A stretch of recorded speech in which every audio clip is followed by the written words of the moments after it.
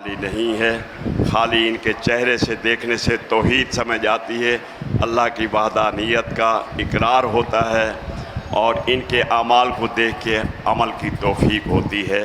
وہ کسی نے کہا ہے نا، پی اور پلا ساکی، پی اور پلا ساکی، اٹھ دور چلا ساکی، ساغر کا تکلف کیا نظروں سے پلا ساکی۔ تو ان کا خالی دیکھنا بھی، جو نبی کریم صلی اللہ علیہ وسلم کے مشن کو لے کے جو چل رہے ہیں، ان کا دیکھنا بھی اجر و ثواب ہے۔ لہذا تبلیغی جماعت والے عموماً کہا کرتے ہیں کہ بھائی دوستو بزرگوں، جڑ جڑ کے بیٹھو، تاکہ ایک جتھا اور ہمتن گوش ہو کے خطیب کی بات سنی جائے۔ اللہ ہم سب کو عمل کی توفیق عطا فرمائے۔ اب حضرت مولانا عبداللہ نثار صاحب کا میں شکر گزار بھی ہوں، اور خاص طور پہ مولانا سلفی صاحب، حضرت مولانا سلفی صاحب کی محنت اور کوشش ہے، جس کی وجہ سے حضرت ہمارے یہاں تشریف لائے۔ اللہ ان کی آمد کو میرے لیے، آپ کے لیے، ہم سب کے لیے بخشش کا ذریعہ بنائے، اور جو حضرات ان کی بات سن کے ان کو اللہ عمل کی توفیق دے، تو مطلب یہ ہے کہ پھر ان کے اجر و ثواب میں بھی اضافہ ہوگا، اور یہ اللہ کے رضا کے لیے صرف آئیں۔ ان اجریہ الا علی اللہ، انبیاء کی سنت یہی ہے کہ وہ دین کا پیغام دیتے تھے، لوگوں کی جیبوں کو نہیں دیکھتے۔ یہ ان لوگوں میں سے ہیں۔ اللہ ان کے اس عمل کو اپنی بارگاہ میں قبولیت عطا فرمائے۔ تقبل اللہ منا و منکم۔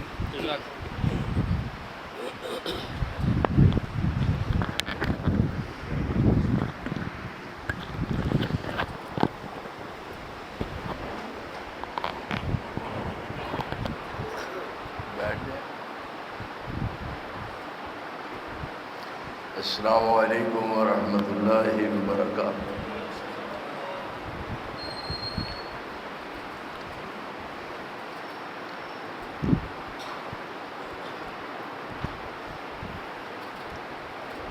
ان الحمد للہ، اللہم صلی علی محمد وعلی آل محمد کما تحب و ترضی۔ اما بعد، فاعوذ باللہ السمیع العلیم من الشیطان الرجیم، بسم اللہ الرحمن الرحیم۔ اقرأ بسم ربک الذی خلق، خلق الانسان من علق، اقرأ وربک الاکرم، الذی علم بالقلم، علم الانسان ما لم یعلم۔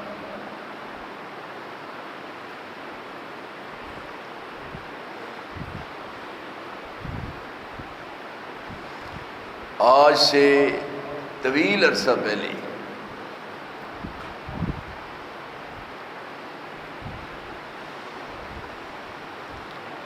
کوہ حرا، غار حرا میں ایک شخصیت جن کا نام نامی اور اسم گرامی ہے محمد صلی اللہ علیہ وسلم، پوری دنیا سے کنارہ کش ہو کر اللہ کے حضور، اللہ کی یاد میں مشغول تھے۔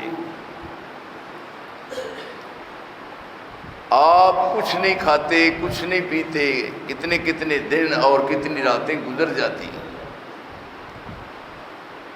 اور غار حرا میں اس جستجو میں ہے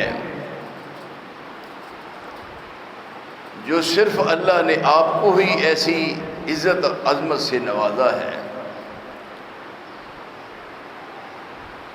کوئی آدمی ایسا نہیں جس کو بھوک محسوس نہ ہو، اور کوئی ایسا نہیں جس کو پیاس نہ لگے۔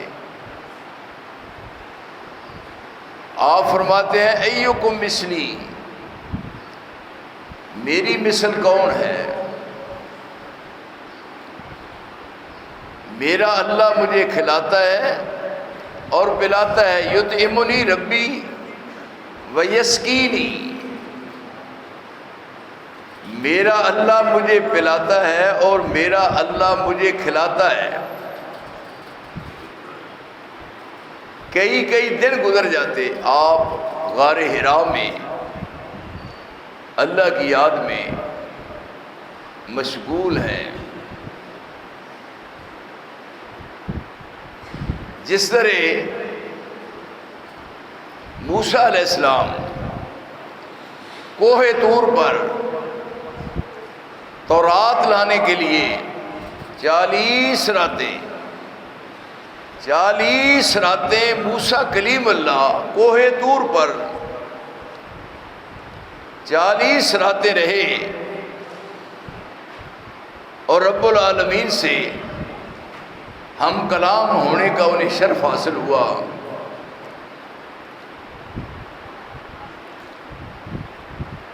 جس وقت بات ہو رہی تھی تو موسیٰ علیہ السلام نے ایسی پیاری گفتگو سن کر فرماتے ہیں رب ارنی، مجھے اپنا آپ دکھلائیے۔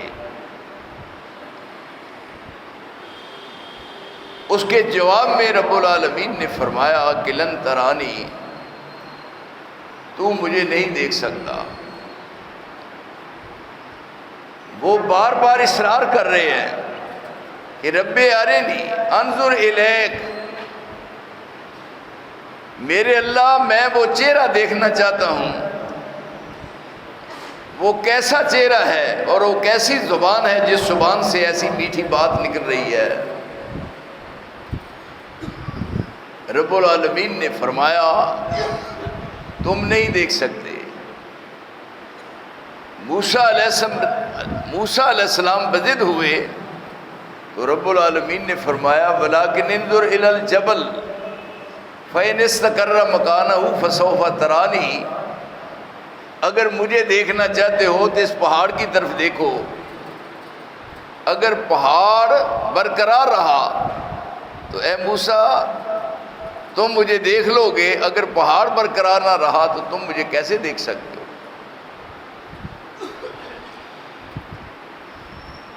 اب موسیٰ علیہ السلام کی نگاہ پہاڑ کی طرف گئی۔ اندازہ کیجئے کہ پہلے انہوں نے فرمایا، میں بات کا اعادہ کر دوں قاری صاحب کی آمد پر، کہ وہ کہتے ہیں رب ارنی، جواب ملتا ہے لن ترانی۔ موسیٰ کلیم اللہ بضد ہوئے ہیں کہ میں نے آپ کو دیکھ کر چھوڑنا ہے۔ تو رب العالمین نے فرمایا وَلَٰكِنِ انظُرْ إِلَى الْجَبَلِ فَإِنِ اسْتَقَرَّ مَكَانَهُ فَسَوْفَ تَرَانِي، پہاڑ کی طرف دیکھیے، اگر پہاڑ برقرار رہا تو پھر آپ مجھے دیکھ لیں گے، اگر پہاڑ ہی نہ رہا تو پھر مجھے تم نے کیا دیکھنا ہے؟ اب موسیٰ علیہ السلام کے دل میں چاہت تھی اللہ کو دیکھنے کی۔ فلما تجلی ربہ للجبل، یہ لفظ عام بولتے ہیں اور سننے والے سنتے ہیں، میں آپ سے پوچھنا چاہوں گا کہ لفظ تجلی ہوتا ہے یا تجلی؟ تجلی بولتے نہیں ہے، پابندی ہے تجلی کے تجلا؟ تجلی نہ، یہ عزم کر لیں کہ آج کے بعد تجلی نہیں کہنا۔ دیکھیے نا قرآن کی روشنی میں تجلی نہیں، لفظ تجلی نہیں سجدہ، یعنی تجلا ہے۔ فلما تجلا، تو کلیم اللہ کے دل میں خواہش پیدا ہوئی رب العالمین کی زیارت کی، رب العالمین کو دیکھنے کی، لیکن دیکھ نہیں سکے۔ فلما تجلی ربہ للجبل جعلہ دکا وخر موسیٰ صعقا، جب اللہ کے نور کا تجلی پڑا کوہ طور پر تو پہاڑ جل گیا اور موسیٰ علیہ السلام بے ہوش ہو کر گر پڑے۔ فلما افاقا، جب ان کے ہوش و حواس قائم ہوئے تو پھر انہوں نے یہ الفاظ کہے کہ سبحانک، اللہ تو پاک ہے، میں نے یہ جسارت اور جرت کی تجھے دیکھنے کی، لیکن آئندہ کسی دور میں بھی میں ایسا ذہن نہیں بناؤں گا، میں تجھے نہیں دیکھ سکتا۔ یہ 40 راتیں موسیٰ کلیم اللہ کوہ طور ہے، اس کوہ طور پہ رہے، اور تقریباً 40 دن انجیل متی کے حوالے سے، وہ تورات کا حوالہ ہے۔ موسیٰ کلیم اللہ کو تورات ملنا وہ تورات سے ملتا ہے، اور یہ انجیل متی کے حوالے سے بات ہے کہ عیسیٰ علیہ السلام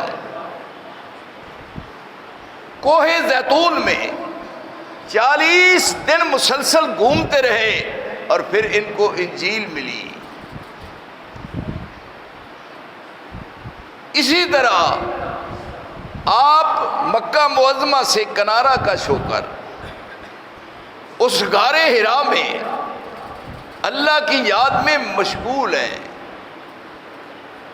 کچھ نہیں کھاتے، کچھ نہیں پیتے۔ یطعمنی ربی ویسقینی، مجھے یہ روٹی کھانے کی ضرورت نہیں، یہ پانی پینے کی ضرورت نہیں، مجھے اللہ روحانی غذا کھلاتا ہے۔ اچانک وہی غار حرا، اس میں روشنی ہوئی تو سامنے ایک ایسی حسین جمیل، ایسی شکل و صورت، وہ سامنے آ کر کہتے ہیں اقرا، پڑھیے۔ آپ نے فرمایا ما انا بقارئ، میں نہیں پڑھ سکتا۔ رب العالمین نے فرمایا ایسا نہ کہو جبریل، اس طرح کہو۔ پہلے کہا اقرا، انہوں نے جواب میں کہا ما انا بقارئ، میں نہیں پڑھ سکتا۔ رب العالمین نے فرمایا اس انداز سے کہو اقرا بسم ربک الذی خلق، خلق الانسان من علق، اقرا وربک الاکرم الذی علم بالقلم، علم الانسان ما لم یعلم۔ یہ پہلی وحی ہے۔ آپ غار حرا سے نیچے اترے، گھر پہنچے، آپ کی اہلیہ خدیجۃ الکبریٰ آپ کا تمتماتا چہرہ دیکھ کر دیکھ رہی ہے آپ کے چہرے کو، تو آپ فرماتے ہیں خدیجہ آپ کی اہلیہ، جس کسی کا منصب ہو اس کی زندگی پرسکون اس وقت بنتی ہے جب اس کو اہلیہ اس کی شان شان ملے۔ آج کی دنیا میں بعض بیچارے ایسے ہیں، ان کو بیوی ایسی مل جاتی ہے، وہ ساری زندگی روتے رہتے ہیں کہ کاش۔ آخر مجبور ہو کر ہمارے ایک ساتھی تھا، وہ کہنے لگا کہ میں اپنی بیوی کو کہتا ہوں بی بی یا تو مر جائے یا میں مر جاؤں۔ انہوں نے کہا یہ کی کیا یہ میں مر جاؤں؟ انہوں نے کہا نہیں، تو زندہ رہو، میں ہی مر جاؤں۔ یہ ہے خدیجۃ الکبریٰ، اندازہ کیجیے اس کا، یعنی اللہ نے کیا شان بنایا ہے۔ جب بات کہی کہ یہ میں نے ایک سبق پڑھا ہے، عجیب و غریب ایک شکل و صورت دیکھی ہے، نہ ایسی گفتگو اور نہ ایسا کلام سنا ہے اور نہ ایسی حسین و جمیل کبھی میں نے کوئی شکل و صورت دیکھی ہے، تو وہ اہلیہ جس کا منصب یہ تھا، وہ خدیجۃ الکبریٰ جس کو پوری زندگی آپ یاد کرتے رہے، اور جس کی وفات کے بعد رسول عربی اس قدر پریشان ہوئے کہ آپ کی پریشانی میں کمی نہیں آئی۔ رب العالمین نے اس پریشانی کو تھوڑا سا ختم کرنے کے لیے اپنے رسول کو آسمان کی سیر کروائی، آسمان کی سیر کروائی تاکہ خدیجہ کا جو صدمہ ہے اس میں تھوڑا سا فرق آ جائے۔ لیکن آپ پھر بھی جب بیٹھتے تو کہتے کہ تمام ازواج مطہرات ٹھیک ہیں لیکن خدیجہ کا مقام اپنا تھا۔ تو وہ بات سن کر کہنے لگی کلا واللہ ما یخزیک اللہ ابدا، ایسی اللہ کسی کو دے بیوی تو ایسی ہو۔ قاری صاحب کیا کرنا ہے، افسوس۔ خامد نمازی اور بیوی جس نے کبھی بیچاری نے نماز پڑھ کر بھی نہیں دیکھی، کلا ایسا ہرگز نہیں ہوئے گا، واللہ اللہ کی قسم، ما یخزیک اللہ ابدا، اللہ آپ کو کبھی پریشان نہیں کرے گا۔ اور خدیجۃ الکبریٰ رضی اللہ تعالی عنہ رسول کے سامنے بات کرتی ہے کہ میری زندگی کی ایک مستقل تاریخ ہے، میں نے بڑے بڑے اچھے لوگوں کی تاریخ کی ورق گردانی کی، مجھے کئی اچھے لوگوں کو ملنے کا موقع ملا اور میں نے کئی لوگوں کی داستانیں پڑھی اور سنی ہیں، لیکن میں سمجھتی ہوں خدیجۃ الکبریٰ کہہ رہی ہے آسمان کی چھت کے نیچے روئے زمین پر میں سمجھتی ہوں کہ کائنات میں رب ذوالجلال نے محمد کا ثانی کوئی پیدا نہیں کیا صلی اللہ علیہ وسلم۔ اندازہ کیجئے اور اس سے بھی اندازہ کریں کہ وہ کہہ رہے ہیں رب ارینی، مجھے اپنا آپ دکھلاؤ، اور زمین ہے اور آپ غار ہرا میں ہیں، اور جب آسمان کی طرف عروج ہوا تو آپ کہاں تک پہنچے؟ کسی کا بلند ایسا رتبہ نہیں ہے، کسی کا بلند ایسا رتبہ نہیں ہے، سر عرش یوں کوئی پہنچا نہیں ہے، سر فلک یوں کوئی پہنچا نہیں، کسی کا بلند ایسا رتبہ نہیں ہے، سر فلک یوں کوئی پہنچا نہیں ہے، یہاں لنترانی کا جھگڑا نہیں ہے، در مصطفیٰ سنگ موسیٰ نہیں ہے۔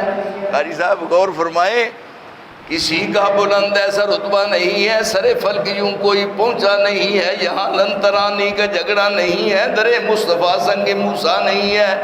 عطا میں سخا میں نعم میں کرم میں گلستان میں صحرا میں جنت میں یم میں کلیسا میں آتش کدہ میں، کیوں نہیں؟ عطا میں سخا میں نعم میں کرم میں گلستان میں صحرا میں جنت میں یم میں کلیسا میں آتش کدہ میں حرم میں زمین پر فلک پر حرم میں عجم میں کہاں آپ کا بول بالا نہیں ہے۔ کجا لنترانی کجا سیر اسرا، یہ کجا لنترانی کجا سیر اسرا، کجا سیر احمد کجا سیر موسیٰ، کجا سیر احمد کجا سیر موسیٰ، کجا یہاں چرخ نیلی ہے دریا نہیں ہے۔ تو یہ منصب اللہ نے آپ کو عطا فرمایا۔ تو نزول قرآن سے قبل حالات کس قسم کے تھے، اور جب قرآن آیا حالات نے یکسر پھر پلٹ کھادا، اور دیکھیے پھر حالات کس قسم کے بدلے۔ پہلا دور وعد اللہ الذین آمنوا وعملوا الصالحات لیستخلفن، یہ بات کا ہے، ان کانوا من قبل لفی ضلال مبین، ان کانوا من قبل لفی ضلال مبین، چلن ان کے جتنے تھے سب ویشیانہ، وہ مکے میں رہنے والے، خاندان قریش، خاندان سادات، عرب کی سرزمین میں بسنے والے، لیکن ان کے بارے میں کیا الفاظ ہیں؟ ان کانوا من قبل لفی ضلال مبین۔ قرآن اترا، چلن ان کے جتنے تھے سب وحشیانہ، ہر ایک لوٹ اور مار میں تھا یگانہ، فسادوں میں کٹتا تھا ان کا زمانہ، نہ تھا کوئی قانون کا تازیانہ، وہ تھے قتل و غارت میں چالاک، ایسے درندے ہو جنگل میں بے باک جیسے، جو ہوتی تھی پیدا کسی گھر میں دختر، تو خوف شماتت سے بے رحم مادر، پھر اے دیکھتی جب کہ خامد کے تیور کبھی زندہ گاڑ آتی تھی اس کو جا کر، وہ گود اپنی نفرت سے کرتی تھی خالی، جنے سانپ جیسے کوئی جننے والی۔ رب ذوالجلال نے کتنا بڑا انعام فرمایا کہ قرآن جیسی کتاب عطا فرمائی اور محمد جیسا رہنما عطا فرمایا۔ وعد اللہ الذین آمنوا وعملوا الصالحات لیستخلفنہم فی الارض کما استخلف الذین من قبلہم ولیمکنن لہم دینہم الذی ارتضی لہم ولیبدلنہم من بعد خوفہم امنا یعبدوننی لا یشرکون بی شیئا ومن کفر بعد ذلک فاولئک هم الفاسقون۔ وہ پہلا دور ہے، اور قرآن اترنے کے بعد پھر کیسا دور آیا؟ وہی لوگ، ان کا دور عجیب و غریب۔ رب العالمین نے وعدہ فرمایا لا تہنوا ولا تہنوا ولا تحزنوا وانتم الاعلون ان کنتم مؤمنین کان حقا علینا نصر المؤمنین۔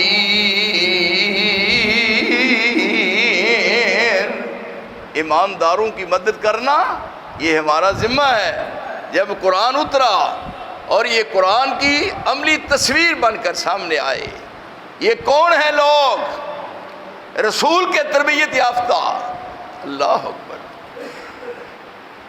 جن کے محاسن کا تذکرہ قرآن کر رہا ہے، اور پھر ایمان کی بدولت انہیں کیا کیا ملا، جس طرف انہوں نے قدم اٹھایا کامیابی نے ان کی پہنچوں میں، اور دنیا کی بڑی سے بڑی کوئی طاقتوں ان کا مقابلہ نہ کر سکی۔